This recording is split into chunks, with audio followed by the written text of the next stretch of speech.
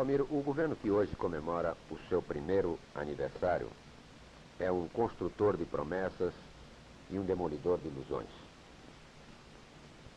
É evidente, não há por que negar, e qualquer pessoa de bom senso que faça um retrospecto da vida política nacional há de concordar que ao seu início vinha ele cercado de uma natural e ansiosa, e por que não dizê-lo favorável expectativa de parte da opinião pública, que imaginava pudesse ser ele algo diferente do governo anterior, que então terminava o seu mandato. Admitia-se que o fim daquele governo representaria... Em 2014 o senhor lançou o Ditadura Brasileira, Sim. 1964, 1985, a democracia golpeada à esquerda e à direita. Verdade.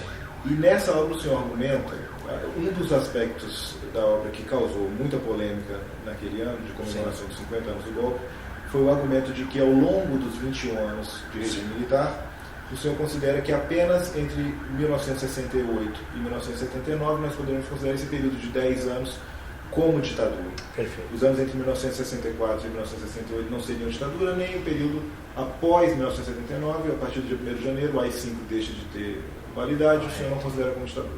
Correto. Como é que a gente caracteriza o período entre 64 e 68 e após 79? Sim. Como é que a gente deve caracterizar esse período? E, além disso, por que o AI-5 é tão central na delimitação da ditadura? Olha, é difícil, eu divido então o período de 64 a 85 em 3 momentos. O primeiro, 64, 68. Não é possível chamar de ditadura quando você tem teatro opinião, teatro oficina, quando você tem os festivais de música popular aqui em São Paulo e no Rio, alguns com músicas que conclamavam a luta armada, como Caminhando, de Geraldo Vanderlei, basta lembrar o Maracanãzinho. Ver toda a literatura publicada no período, Guarupi, do Antônio Calado, por exemplo, a imprensa da época. Em suma, se você passa um leque enorme no campo político, cultural, chamar de ditadura tudo aquilo que teve naquele momento, né? Ou seja, você tem uma explosão cultural de esquerda, né, que não é possível chamar de ditadura, você não tem peças de teatro, como eu falei, shows e publicações de clássicos da literatura de esquerda e por aí vai. E teve no período 64, 68. Significa que houve ampla liberdade? Não. Basta ver o que aconteceu na peça Roda Viva, aqui em São Paulo, em Porto Alegre, né? Basta recordar a Civilização Brasileira, a grande editora, que nós devemos muito ao Enes Silveira, para civilizar o Brasil, o que aconteceu na livraria, na editora, os ataques, censura. Mesmo no meio de tudo isso, você teve tudo isso que eu disse anteriormente. Ou seja, então você tem uma contradição. Era ditadura? Não. Era democracia? Não. Era o quê? Era um autoritarismo, mas em que ainda você tinha resquícios da Constituição de 46, a Constituição mais democrática até aquele momento da história do Brasil, que permitiu esses movimentos no campo da política, da cultura, das artes plásticas, a lembrar grandes questões que ocorreram também no período e tal. Então não é possível chamar de ditadura isso. O historiador não passa num curso de ciência política da primeira aula. Aí eu recomendo, com muito cuidado aos meus colegas que chamam de ditadura esse período, consultar, se eles quiserem, o dicionário de política, por exemplo. Vamos pegar uma coisa mais iniciante, e o verbete político. E uma outra questão. Nesse período 64, 68 tem criação do Fundo de Garantia, que é fundamental. Hoje nós sabemos do direito dos trabalhadores. Horário político gratuito no rádio e televisão, adotado pela primeira vez na eleição de 66, criações do regime militar, né? Eleições, só nesse período 64, 68, tivemos eleições em 65, 66 e em 68.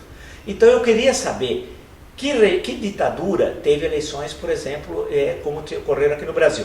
Com limitações, sim, especialmente a partir do Nacional número 2, né? Mas teve, né? Eu queria saber também que ditadura teve o Congresso Nacional aberto. Ele chegou a ser fechado algumas vezes, nesse período 64, 68, uma vez em especial, nesse período, né? E os 2 presidentes, Castelo e Costa e Silva, foram eleitos pelo Congresso Nacional. Então eu não conheço, mas eu queria ver se Pinochet foi assim, Videla, por exemplo. Não conheço. 68, 78, após o trágico 13 de dezembro de 68. Quando você suspende todas as garantias constitucionais, o AI-5 deu um poder nunca visto na história do Brasil ao presidente da República, né? Aí você não pode, você tem que chamar que é um período ditatorial, né? Isso é evidente, né? Mas por paradoxal que seja, nesse período nós tivemos eleições em 1970, em 72, 74, 76 e 78. Lembrando que, por isso que os pesquisadores precisam estudar, lembrando que em 74, dos 22 estados que tinha o Brasil, o MDB ganhou em 16. Perdeu em 5, não em 6, porque no Maranhão tinha candidato único da Arena. Não tinha nem candidato do MDB.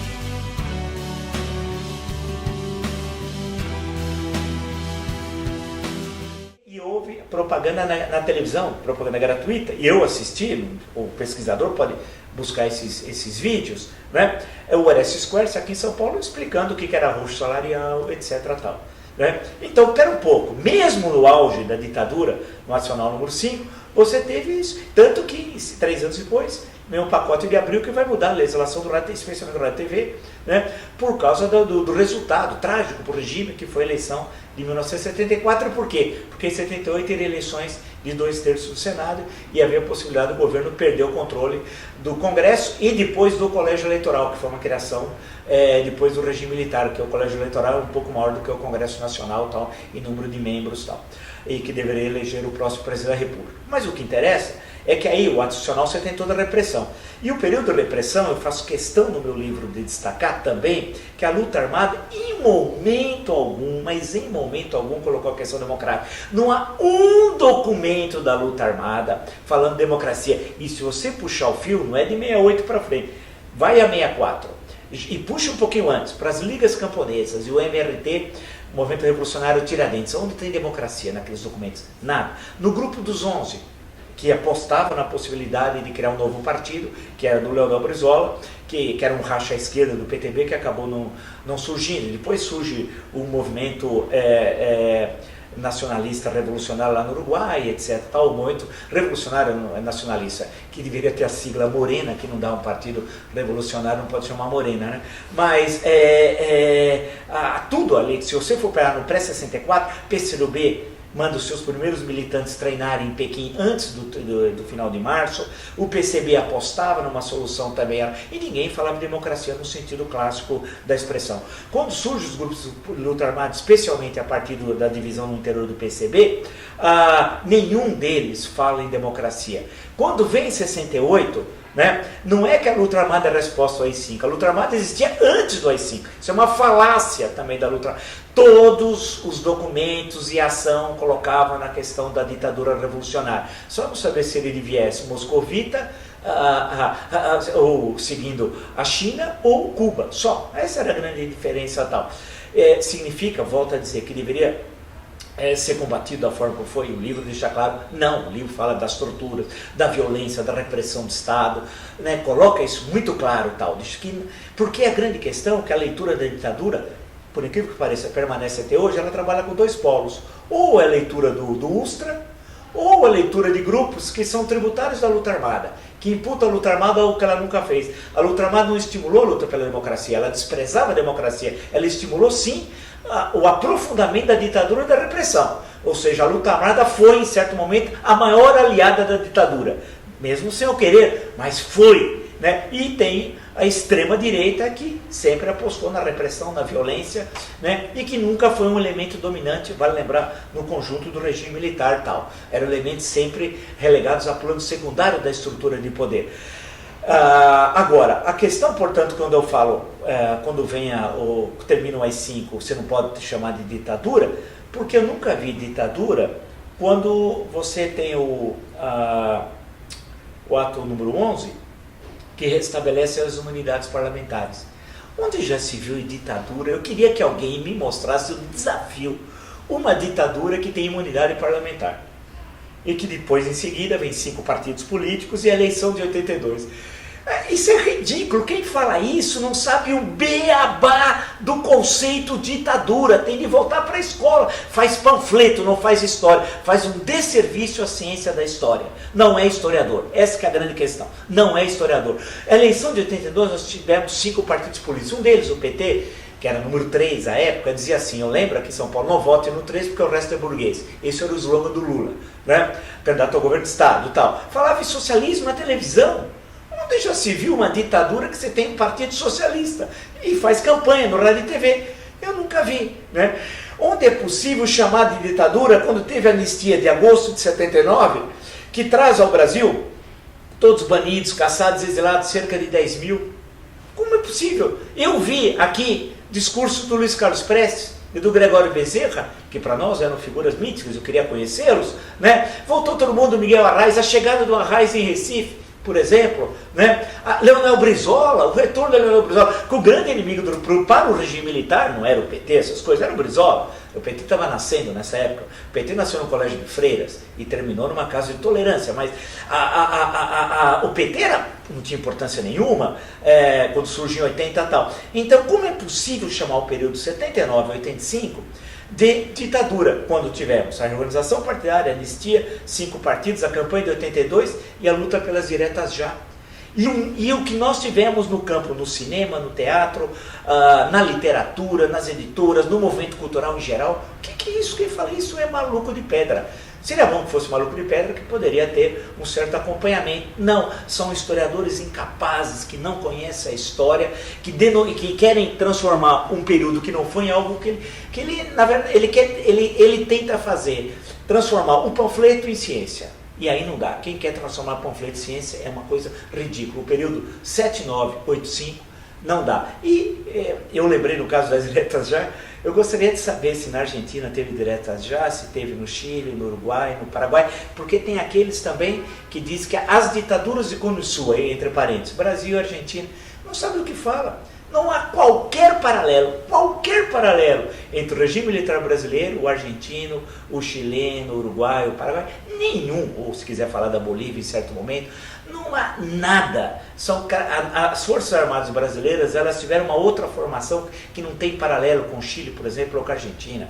É necessário conhecer a estrutura. Enquanto na Argentina o regime militar desindustrializou, aqui industrializou. Né? Enquanto lá desestatizou, aqui estatizou, que foi o contrário. Lá acabou com a universidade, aqui expandiu as universidades federais. Se expandiram enormemente durante o período do regime militar. Inclusive, a que eu trabalhei 20 anos, a Federal de São Carlos, foi em 1970, justamente no auge do regime. Né? Então, há uma absoluta dissociação entre uma coisa e outra. Tal, né? Lembrar que o regime militar brasileiro, quem lembra filme, a criação do regime militar, Celso Amorim, grande Celso Amorim, foi seu presidente. Né?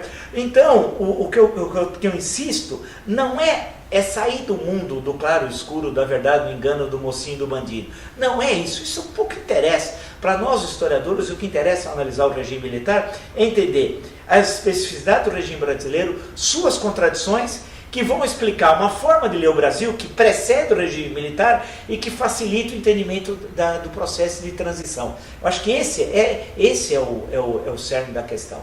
No nosso site a gente tem recebido muitas intervenções, sim, e sobretudo de jovens. Sim. Outros jovens entre 16 e 20 anos escrevem para o site, às vezes agridem o site, às vezes contestam o site, okay, e acusam o site de não ser supostamente neutro. Sim. Né? O que causou uma certa surpresa entre a gente. E o seu livro aparece muito indicado por esses garotos. Quando a gente lançou a primeira ideia de que seria entrevistado o professor X ou o professor Y, eles sempre intervinham e falaram: vocês têm que entrevistar o Marco Antônio Villa, porque o livro do Villa sim é a verdade e tal. Então existia uma perspectiva assim. Sim. E parece que é uma leitura pobre, inclusive, do seu livro, porque eles utilizam o seu livro para justificar a prática de tortura, para justificar. E aí, ao mesmo tempo, parece que existe um hiato na interpretação do seu livro. Ele parece que teve sucesso editorial, faz muito sucesso com um grupo de brasileiros, mas ao mesmo tempo a academia é muito crítica do seu livro. Então por que você acha que existe esse hiato nessas duas interpretações? Olha,